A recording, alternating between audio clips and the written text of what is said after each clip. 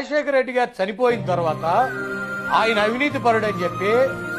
ఆయన్ని ఒక దొంగగా దోషిగా చూపించి ఎటువంటి సంబంధం లేనటువంటి చిన్న కుర్రాడైనటువంటి జగన్మోహన్ రెడ్డిని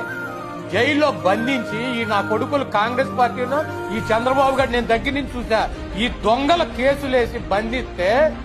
అటువంటి రాజశేఖర రెడ్డి గారు రాష్ట్ర ప్రజలకు అంత సేవ చేసి అన్ని మంచి కార్యక్రమాలు చేసినటువంటి రాజశేఖర రెడ్డి గారు